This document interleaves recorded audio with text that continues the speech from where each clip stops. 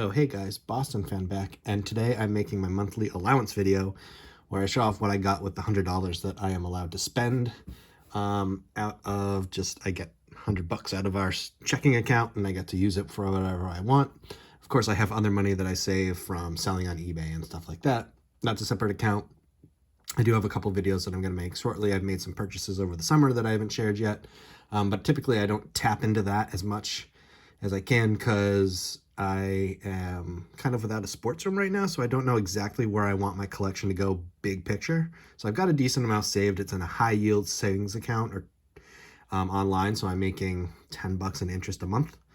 Which is not bad to add to your collection budget. But I've got money saved up for some pieces that would be great to display, but if I'm never gonna have a sports room again, I don't wanna buy them and then not display them. It would be a shame. Like, I have money saved up to buy one of those 500 home run prints that I'd love to have, but if I'm not gonna be able to display it, there's not much point to having a print like that because you wanna be able to look at it. And I don't have a sports room right now. I used to, and then of course it was an extra bedroom. My son was born. He needed a bedroom, no brainer, packed up all my stuff. We're talking about a addition at some point, and I might get a sports room back. So I'm kind of in collector's limbo in terms of spending my like saved sports money that I get from selling on eBay and stuff like that. But I do get $100 a month out of our checking to spend, and I have been pretty good about spending it. Let's just say that. This month I spent it on one card, and I actually had to dip $8 into my personal savings, my card savings to purchase this. Really excited to open it. I haven't opened it yet. It's been sitting in the envelope for a couple of weeks because I wanted to find time to do it on camera. I want to record for myself my first reaction to it.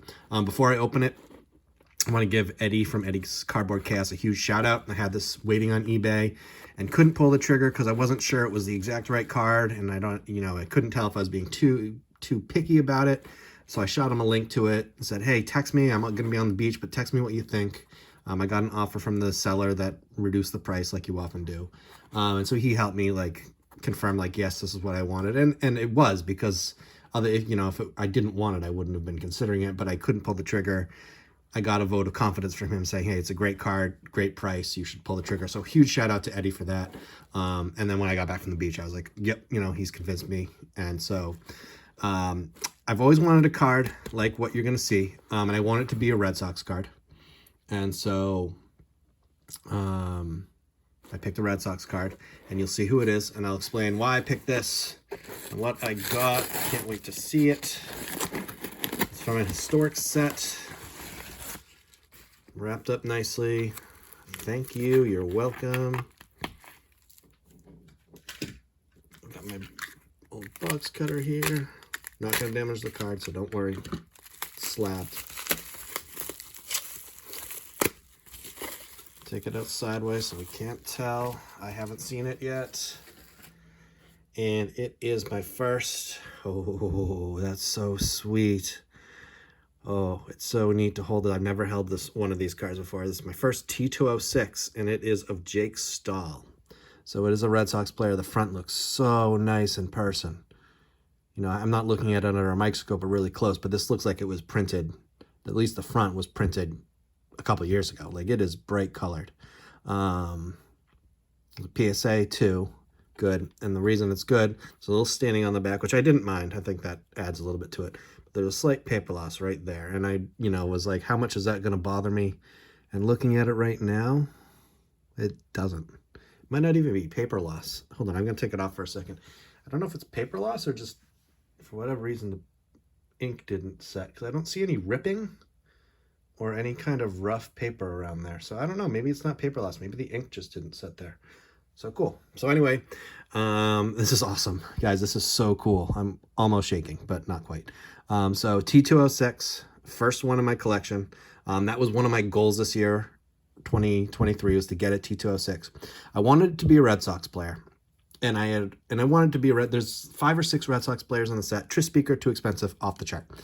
And I wanted to be someone who had at least a little history with the team and contributed in some way. There's a Heine Wagner in there. I think he was on a couple of the championship teams, but he didn't really do anything. There's a Frank Arianis, I think that's how you pronounce his name. He's in the checklist. Again, not much of a contributor. And I had targeted Bill Kerrigan, who had played He played for he was on three of the championship teams, the 1915, 1916, and 1918 Red Sox, and he was the manager for at least the 1918 team. Maybe the 15 and 16 team, I'm not sure.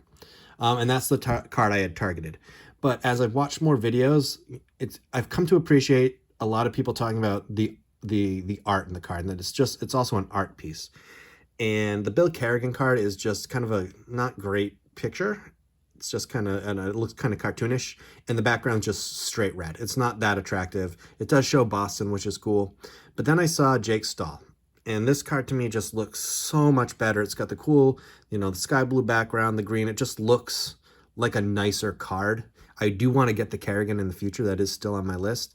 But Jake Stahl was the manager of the 1912 World Series champion Red Sox, the first year they played in Fenway Park. So that fits both Red Sox and a contributor to like the history of the team. So that fit perfectly.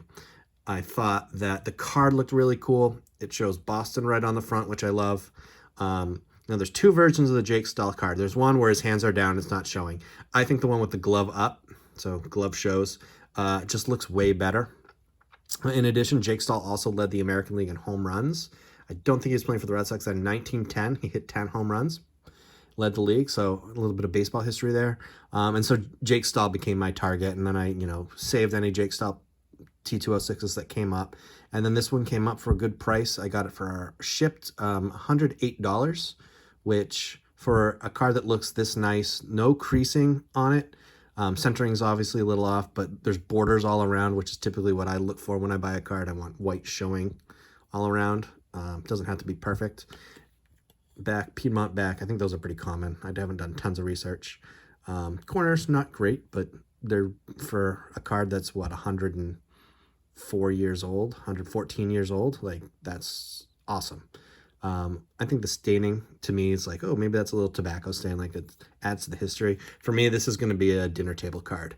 I don't know if I've ever talked about that, but there's certain cards and things, autographs that I pick up in my collection that I call like dinner table items, items that I will bring to my dinner table and tell a story to my kids about. So I'll tell them, I picked up a 59 Clemente card, the Corsair Trio, where he's pictured with two other players, and talk to my kids during dinner about Roberto Clemente and what he meant and standing up for wanting to be called Roberto instead of Bob. I try to teach my kids kind of the interesting aspects of sports and the way I see it, something that might seem historic to them. I want them to feel, the importance that sport has for me, and I want them to at least get that and get the collecting aspect. I don't expect them to like collecting, but I want them to understand, because one day they're going to inherit all my junk. So I try to educate them a little bit, show them my passion, show them what I'm interested in, and also, kind of the cool things in sport that come along, the good stories, the interesting things.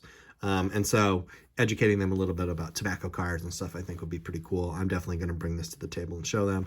This is awesome. I am so excited to own this. If I have anywhere to display ever, this will be displayed for sure. Eddie, again, thank you for helping me pick this out. I am so floored to own this. One card allowance buy this month, totally worth it. Let me know what you guys think. I'd love to hear what T206s you guys have. I know a lot of you might have saved up for Hall of Famers. That's not in my budget right now, but getting a Boston card showing Boston, this card is just so cool. Anyways, I've gone on for 9 minutes on one card. Thanks for watching. I'm so excited. I will speak to you guys again soon.